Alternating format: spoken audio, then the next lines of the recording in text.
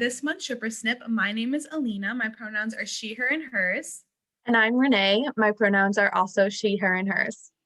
And this month's Shipper Snip is about teen dating violence, right? This month is Teen Dating Violence Awareness Month, which means that we're talking about teen dating, how to spot teen dating violence, and how to, recognize healthy and unhealthy behaviors so that we ourselves can have healthy relationships.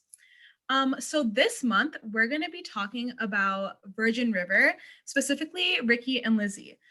Renee, do you want to talk about who Ricky and Lizzie even are? Yeah, so Ricky, we know from the first season of the show. If you have followed the show, watched both season, we know that Ricky is this super responsible kid, this super responsible teen. Maybe he kind of grew up faster than the kids are around his age, but he lives with his grandmother. He takes care of her since she has some health issues, and he holds down like what seems like a full-time job, even though he's probably in high school still. He works at Jack's bar, and he's a waiter, a busser, and yeah, overall just like super responsible, amazing, sweet kid. Lizzie, on the other hand, is kind of like shaped up to be this opposite of Ricky. So she moves to Virgin River in this like Fresh Prince of Bel-Air moment. She became too much to handle with her parents down in Los Angeles and moves in with her aunt Connie in Virgin River. And when she comes into the town, she kind of causes a ruckus, stirs up a little trouble, but through the show, we see Ricky and Lizzie, their relationship evolve and graduate from friends, from like maybe not knowing who each other are or even exist, to being friends, to being more than friends. And I feel like when I was first watching Virgin River and like seeing it all over social media, I would mostly see that they're such a cute couple. Everyone Mhm. shipped them. They're so sweet. But when I was watching the show, I feel like I did see some unhealthy behaviors exhibited by Lizzie, right? For Absolutely. example, when Lizzie manipulated Ricky to steal alcohol from his uncle's bar, right? So this was when Lizzie was trying to go to a party. She needed alcohol. She knew Ricky worked at a bar, right? And she was like, "Hey, can you like get some alcohol for me?" And Ricky, being responsible, was like, "No, like we're not even like of age. Like, but why do you need alcohol?" And I feel like Lizzie knowing that Ricky likes her, right? She used that to her advantage to be like, "Hey, I'm going to tell him to get me alcohol and he's going to do it because he likes me." And even though this might not look like straight up manipulation, we could tell that it's manipulation because if Ricky said no, then he wouldn't have, gained anything, right? For example, if he said no, maybe Ricky and Lizzie's relationship wouldn't have even gone to where it was at the end of the season, right? Where she would have been like, okay, he doesn't want to do this for me. I don't want to really talk to him. I don't want to give him attention anymore. Bye. I'm going to find someone else. And Ricky wants to give her that attention, right? And Lizzie, knowing that, was like, okay, so I'm going to ask him for the alcohol and he's going to do it because he likes me.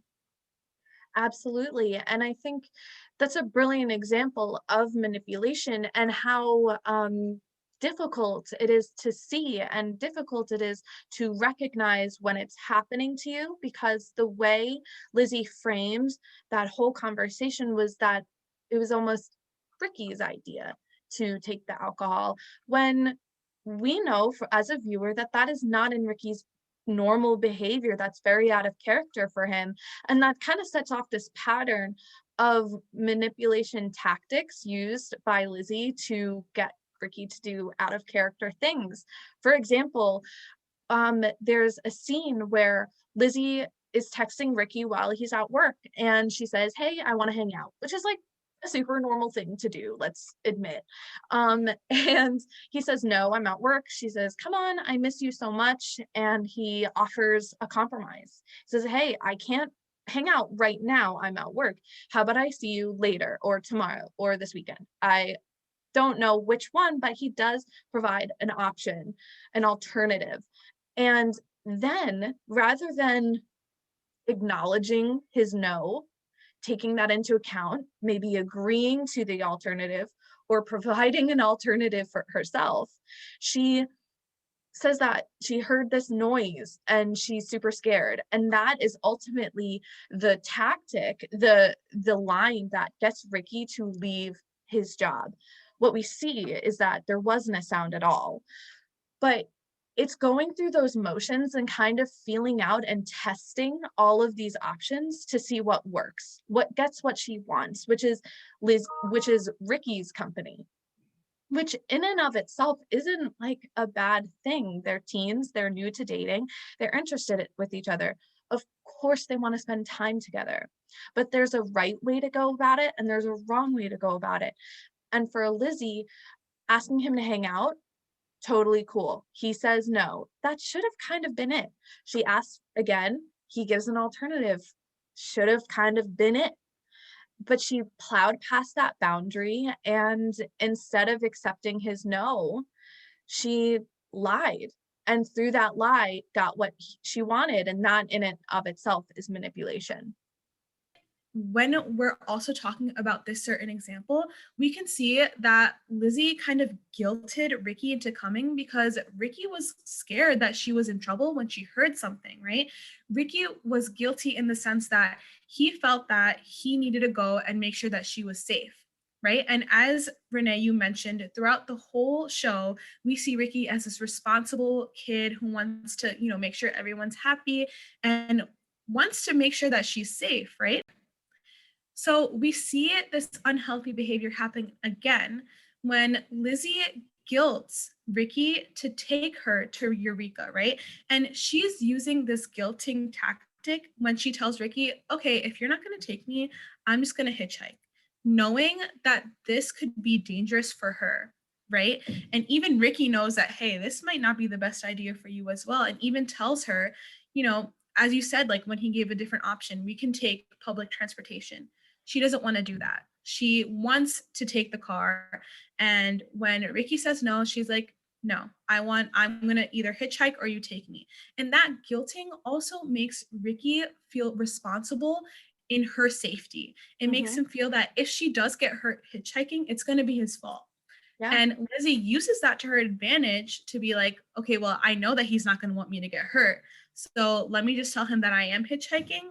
So he takes me. Yeah, it's what we see is that there's a pattern of Ricky's boundaries and the boundaries that Ricky's in because he's a teenager, because he has responsibilities for his job, all of these things that Ricky has in his life create those boundaries, and they're being ignored. They're being broken down. And there's not a lot of option or communication in how to navigate those boundaries between Ricky and Lizzie. Yeah, and I really like how you brought up this idea of boundaries, right? How each individual has their own boundaries. And as we can see, Ricky keeps having to cross his own boundaries to meet Lizzie where she's at, right? And that's not healthy in a teen dating relationship or in any relationship.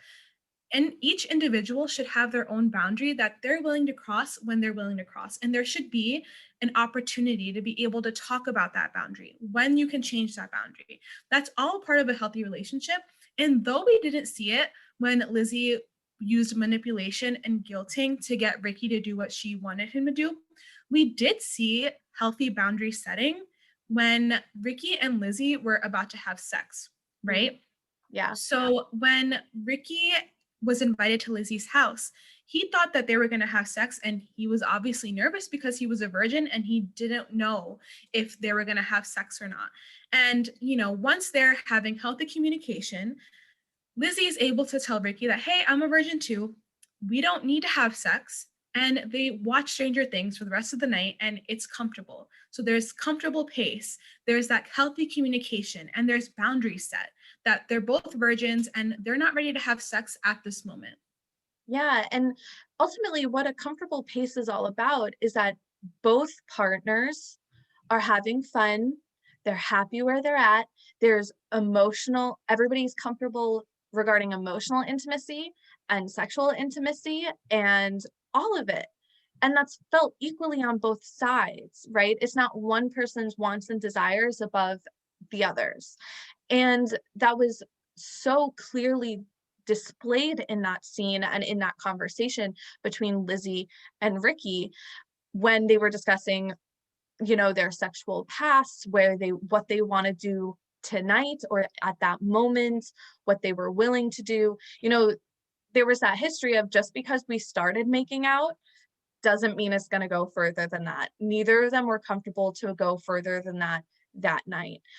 And so we see this in the show. And what was so amazing, even continuing that conversation of boundaries and a comfortable pace, was the next time they hung out alone at Lizzie's Aunt Connie's house was when they actually did have sex. But what was so healthy about it was that there was active, verbal, and enthusiastic consent. And that consent wasn't decided the week previous, right? It wasn't because they were making out and discussed this conversation about sex the week before. It was in that moment. What were they ready to do then? They were already they already established that they were comfortable with each other. But that's when they established, do you want to? Do you want to? Yes, we heard this conversation of Lizzie proposing the opportunity to have sex. Ricky asked, "Are you sure?" He said, "For real?" She said, "Yes." It was enthusiastic. It was clear. There was no question, there was no doubt from either of them. And that's what makes sex consensual. I agree. And the way that we usually see consent framed is that no means no, but it really should be framed that yes means yes. Without like an enthusiastic yes, I'm ready, there is no consent. There should never be this idea that there is consent until someone says no. It should be that there is no consent until someone says yes. And I feel like this scene really portrayed that well because there was communication before the act. There was communication, like that I'm comfortable and I'm ready to cross this boundary. And again, that idea of boundaries and like everyone has their own boundaries. And I think it's important to talk about that they were both ready in that moment. And that issue was brought up again. It wasn't that, okay, from last week, I know you might have said yes last week. So this week you're going to say yes again. No, that conversation happened in that moment. And there was an enthusiastic yes. Absolutely. And that's what consent is, always an ongoing conversation. Boundaries is always an ongoing conversation.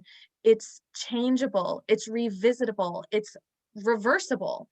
All of this is what makes boundaries important and consent necessary. And it was amazing to watch a show display a teen relationship engaging in consent and active boundary setting. I don't think we really see it too often. And when we do see it, maybe it doesn't do it in the most healthy of ways. And even though we have seen in this relationship that there was unhealthy behaviors displayed, there was still some incredibly healthy behaviors shown as well. And those are just as important to identify and acknowledge. I agree. And I think that this couple in itself was a really great way to show how teen dating even works.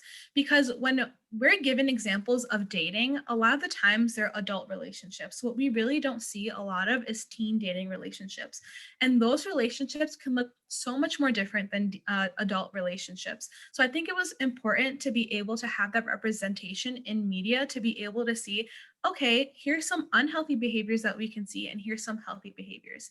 And it's okay to discuss them, to learn from these unhealthy behaviors so we can better ourselves and have healthy behaviors in our relationships as we grow. Absolutely. And I think a question that I have for you, Alina, for everybody watching this episode is, what would this relationship have looked like if the roles were reversed? If it was Ricky manipulating Lizzie into leaving her job, if it was Ricky actively pursuing sexual activity rather than Lizzie, would we as viewers have recognized manipulation sooner?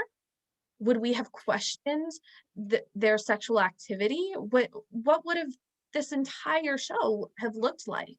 I agree. I think that this was the perfect show to talk about for Teen Dating Violence Awareness Month. And I just want to thank everyone who watched, and we will see you next month. Thank you again. Bye. Bye.